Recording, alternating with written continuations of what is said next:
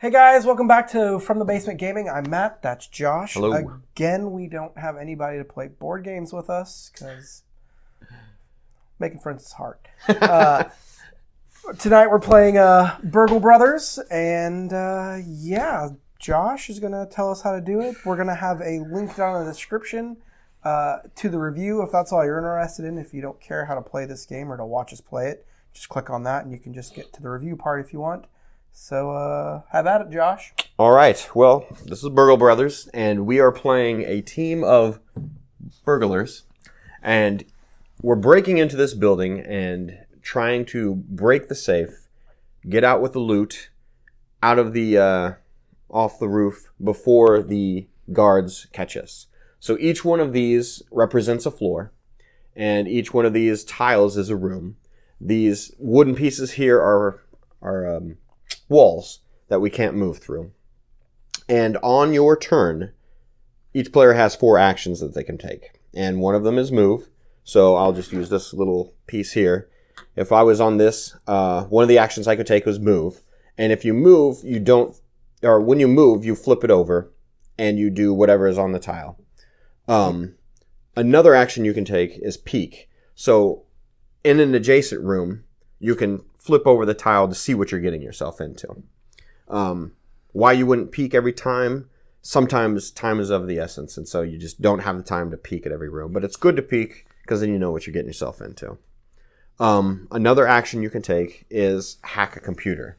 Now, certain of these tiles will be computer rooms, and certain of these tiles will be alarms. And so the computers correspond with certain alarms, and if you hack a computer for that type of alarm, the next time you would trigger it, you can just get rid of a hack token instead. And these are the little hack tokens, these purple ones here. And then also, each one of these, I don't know if I said, but each one of these floors has a safe. And that's the goal of each floor, is to find the safe and to crack the code. And so I've got a safe right here. So if you get onto the safe, you have to crack the code, and each one of these tiles has like a little number on the bottom right-hand corner. As an action, you can roll dice as 2 actions, you add dice to the safe. And then as an action, you can roll these dice to try to get the numbers that correspond to this safe. And all the numbers that correspond to the safe are in its row and column and row, however that goes. And so if there were 2 dice here, you would roll and try to get a 6 and a 4 and whatever these other numbers are. And, so you got a 6. So all the 6s that are exposed in the row and column, you would cover up, indicating that those have been cracked, basically. Okay. If this one, let's pretend that this one has not been revealed, and we reveal it and it's a 6, and we've already cracked a 6, we still have to roll for that guy. So it's only the ones that are exposed. So once we've cracked it, what do we get? Well, we get a loot card, and we get a tool card. Now, the loot card is something that we're going to need. We need one from each safe in order to win the game. But usually they're a detriment. So we each have 4 actions. Maybe one says you only get 3 actions. And it only affects the person that's carrying the loot. But the tools are something that are a benefit.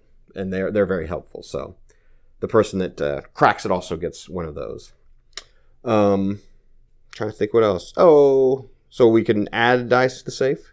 We can roll dice to try to crack. If at any time you take 2 or less actions, you draw an event card, and those are just kind of random and sometimes good, sometimes like Monopoly bad. chance. Right, exactly. And in the spirit of the game, and it says this in the rules, you can't like move back and forth between tiles. I mean, I guess you could, but it's kind of stupid. But to right. do more than 2. Well, while we're trying to find the safe and trying to crack it and get around safely, each floor has a guard. And it has a guard deck that kind of determines his movement. And right now, the first floor guard has a movement of 2. So in the setup of the game, we're going to flip over this guy. And this indicates where this guard token is going to start. So C2. We determine where we're going to break in, and then we flip another one over, and we'll put this die in the corresponding one. After every one of our turns, after we've taken our 4 actions, or up to 4 actions, he's going to move 2 spaces towards the die. Once he gets there, we'll flip the next card over to see where his next route is going. And what we're trying to do is we're trying to avoid him. If at any point we're in a square with him, we enter a square with him, or he enters a square where we are located, we lose one of our stealth tokens. And each character, or each player, starts off with 3 stealth tokens. If one of us loses our last stealth token, the jig is up and we both lose. So after we make his way through this deck, we get rid of some cards, and his movement goes up to 3. So, he's kind of figuring out something's going on. Also, some of these tiles are alarm tiles. Now, usually they'll say what determines triggering the alarm. But if you trigger an alarm, you'll move the die from his previous destination to the alarm, and his movement goes up 1 because there's an alarm going off. Right. I think that's about it. Those are walls you can't go through. What all are our tokens? Okay, well, these are the safe tokens that you use to cover up. These are the alarm tokens, because his speed will go up 1 for every alarm token that's been triggered. These are just various character tokens. These, there are certain locked doors, and once we unlock them, we'll just cover the lock. Okay. These are our stealth tokens, so one's kind of life points. These are our hack tokens. Once you hack a computer, which is one of our actions, we add it to the computer anytime. Well, I already explained that. And then these are the stair tokens. Okay. This indicates where we're going, or where we've come in, and where we're going. Each one of us will. I guess we're just going to do this randomly. Yeah. Just put them in your lap and pull one up and give it to me, and I could go. No. Let me get it for you. There. The rigger. And I am the juicer. So each one of these. Oh, and you want to flip it over to the basic skill? Okay. Oh, no, you're already there. Each one of these has a special skill that they can do that the others can't. So I am the juicer, the electronics expert, and as a free action, I may create an alarm in adjacent tile, but not through walls. Why would I want to do that? Well, just in case I needed to manipulate the guard's movement. Let's say Matthew was down to his last stealth. I might want to manipulate his movement so that he would come to me rather than knowing his path. And what's your guy do? I start with the dynamite tool. Oh. That's you.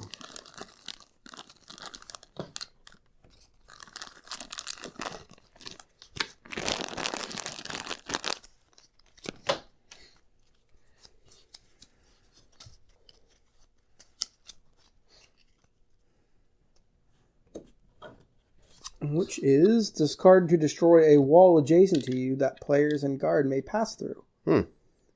Trigger an alarm in the player's current tile. That makes sense. And then when any player finds a tool, they may draw 2 tool cards, keep one, and discard the other. All right, that sounds cool. Okay, so this is the first floor. We know that he's starting in C2. We don't know where he's going because I'm going to shuffle these. So we determine which tile is our entry point. And I don't have any preference. Oh, and also, if there is, he takes the shortest route to where he's going, and if it's equidistant, he goes clockwise. Okay. If that makes sense. So, the person that's taken money out of the bank, the most recent, and I think we determined that neither one of us have done that. I got people for that. And I've got no money, so we're good. So I'll just go ahead and go first. So which tile would you like to come in on? Let's just do the far left corner. Up here? Or bottom. down here? We'll go bottom. Okay. Let's keypad. So this is one of those. To enter, you would roll a die, and it only opens on a 6. So, but since we are entering there, we're good. Okay. So. I was going to say, we did a terrible job of casing this. Right. That might be incorrect, but this is how we're going to play it. So now we just have to kind of explore.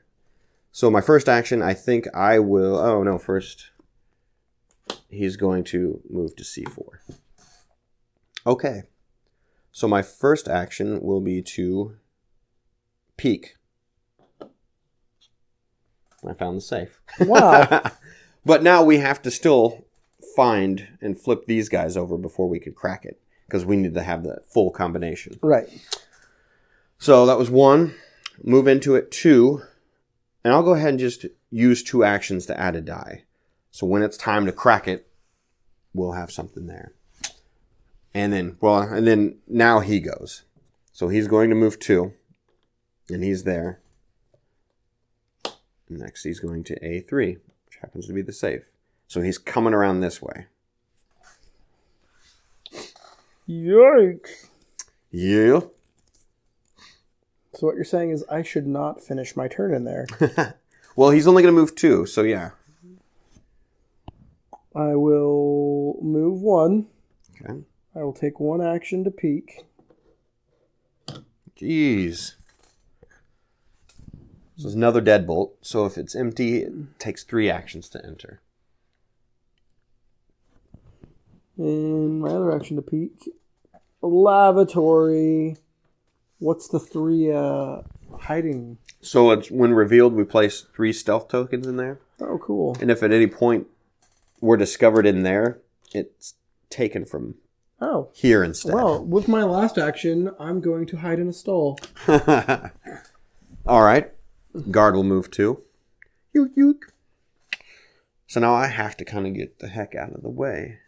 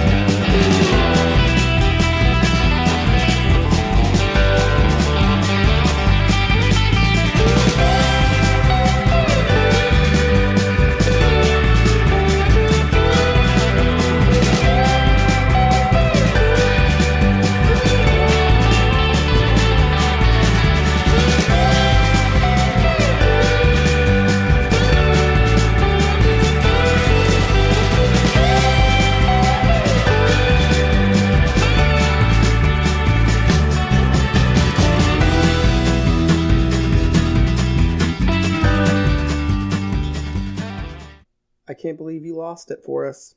Well, I mean, in my defense, I did lose it for us. Wait, no, that doesn't work. But what'd you think? Oh no, I liked it. It's just it's fun. I mean, it's kind of a cool idea. Like, Yeah. I gotta say, like games like this where you're like laying out a map with tiles, Mm-hmm. kind of like the way, and also like I know it's not that similar, but like Arkham Horror, the cooperative card game, how you're Oh, laying okay, out your sure. cards and Mhm. stuff. kind of like that. I mean, similar, but not really mechanics, but I like seeing games that are doing that because it's kind of neat. I mean, in this case, especially, just the randomization of it is cool. Yeah. And you're building a location based on these cards.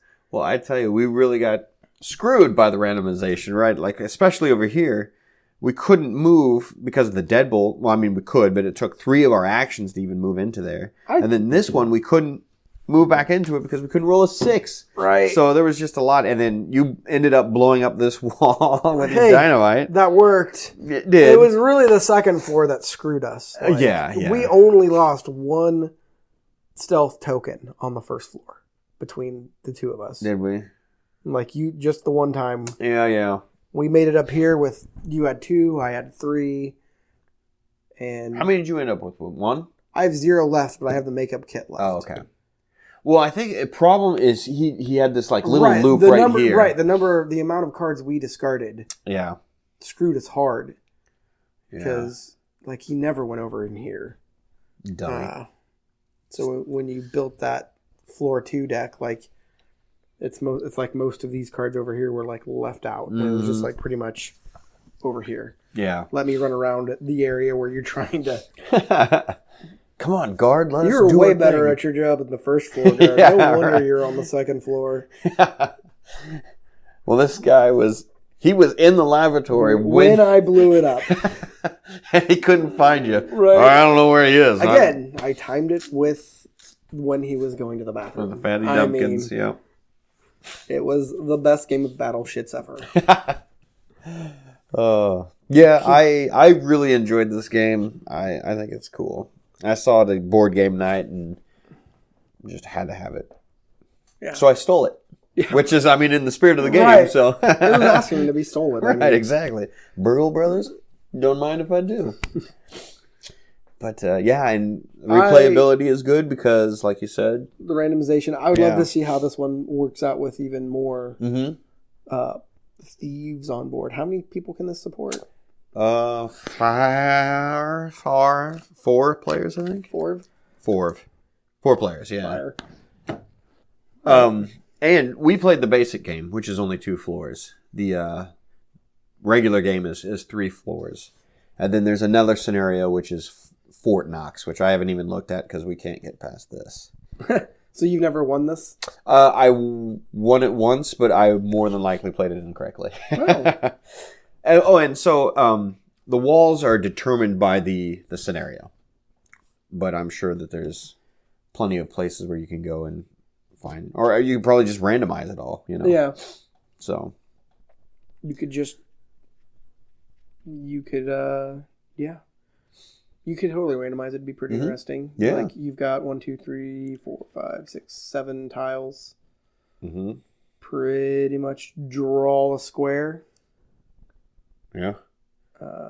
General rule of thumb, it can't be put on the outside, but draw one of the patrol tiles or something, and then, I don't know, you can put that mechs versus minions little directional dial to good use and figure out what side it's going to be on. Yeah. But, and I also like to see the different, because each one of these each of the characters has 2 sides. Yeah, so what's the flip side for It's an advanced version. So, like mine is reroute. Once per turn as a free action, I may pick up an active alarm on your tile and draw a new patrol card or discard the alarm token to trigger an alarm. And you can discard a stealth token to draw a tool. When any player draws a tool, they may draw 2 tools. Cards, keep one and discard the other. So you don't start with the dynamite this time, though. Right. Okay. I guess when I drew this makeup kit, I should have drawn 2 cards and picked. Well, I would have kept that. No, what is it? What was the other one? The other one would have been donuts. Place the donuts under any guard. Next time that guard would move, he instead loses all movement, and the donuts are discarded. So I guess that's kind of cool. If you know you're going to run through like a million alarms, you just be like, well, I'm not going to... donuts. I'm going to go through six alarms, and yeah, you can enjoy your donuts card. It's worth it. Eat them donuts. Well, on the second floor, we discovered the safe and our getaway stairs up to the roof. Right. We had everything we needed, but that goddamn keypad really fucked us hard. Yes, it did. Well, and what was this one? So Yeah. that was a 1. So we would need 1s, 5s, and 6. So, But even in a loss, I thought it was very enjoyable. Yeah. I mean, it's a really cool puzzle. yeah. And Late. wish we would have cased the joint better. And picked our partners better. Right. Jeez. Blowing stuff up. Again, that was incredibly successful. Actually, it was. You were able to escape. I mean, when else would you do it? Like, oh, well, he's right here in the square. I'm leaving it. yeah. He's not going to come towards me. Yeah. You know, I think you also hitting that walkway didn't help. That did not help. Yeah. So the walkway is a tile that if you enter it by just moving, if you don't peek, you fall into the floor below. And you just so happen. I hit it. Yeah. Because he was coming like here, and we were all in this, and I had to just get the hell out of the way. Into that walkway. But it was cool. I enjoyed it. Yeah, great game. You got anything else to add? I don't. It's a good game. It's fun. Nope. Yeah. Get it if you can. All right. Well, that's pretty much it. If you guys have any suggestions on other board games we should do reviews on, we have all of these. What? Plus my meager collection. I mean, God, by comparison. Go ahead and please leave a comment. If I encourage you guys to check out the comic book channel. I'll link to it will be down in the description of this video. Thank you guys very much for watching. We really appreciate it. And hopefully we'll have some more videos for you in about 2 weeks. Thanks. Bye.